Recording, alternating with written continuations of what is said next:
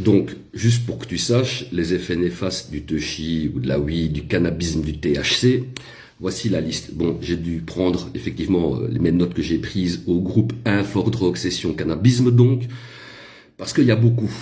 Il y a vraiment beaucoup, je trouve. Donc, on va commencer par les problèmes physiques. Donc, ça provoque des problèmes cardiovasculaires, c'est-à-dire tout ce qui touche au cœur.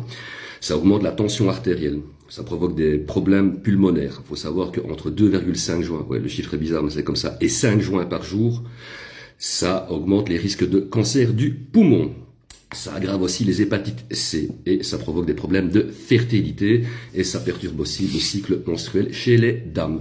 Alors maintenant, on va passer à une chouette liste, bien costaude, comme il faut, les troubles psychologiques et psychiatriques. Donc, ça provoque des troubles de la mémoire à court et long terme. Donc, des problèmes intellectuels, des problèmes de l'apprentissage, des troubles du langage. Donc, chez les plus jeunes, donc moins de 25 ans, perturbe la maturation neuronale. Ça perturbe l'humeur, forcément. Donc, on devient passif, désintéressé. Ça atteint les performances sociales, scolaires et professionnelles. C'est chouette. Donc, c'est ce qu'on appelle un petit peu le syndrome de démotivation, hein. Donc, tu as aussi une désorganisation de la pensée, des attaques de panique, de parano, de troubles anxieux qui sont multipliés par 2 chez l'adolescent, des problèmes de dépression qui sont multipliés par 5 chez l'adolescent. Ça accélère le processus de schizophrénie chez les personnes qui ont des prédispositions donc à la schizophrénie. Tu peux avoir aussi des troubles psychotiques, des hallucinations, donc c'est-à-dire aussi une confusion dans le temps et dans l'espace. Et ça provoque fortement de la dépersonnalisation, c'est-à-dire perte de contact avec la réalité. Donc tu vois,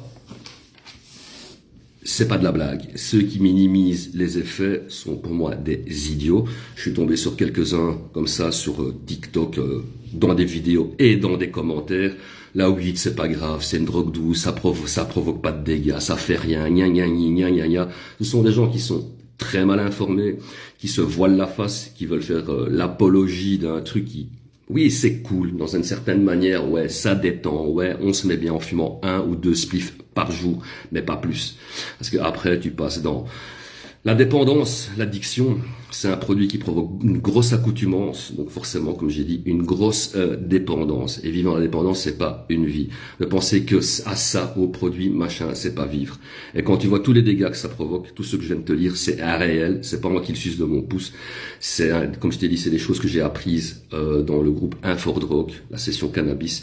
Ça vient de gens qui sont bien informés, qui ont bien étudié la question. Donc moi, je préfère les croire, eux, que des idiots sur TikTok, YouTube, Instagram, Facebook, Snapchat, etc., etc., etc., qui disent « Ouais, c'est pas grave, c'est de la drogue douce. » Non, de la drogue, c'est de la drogue.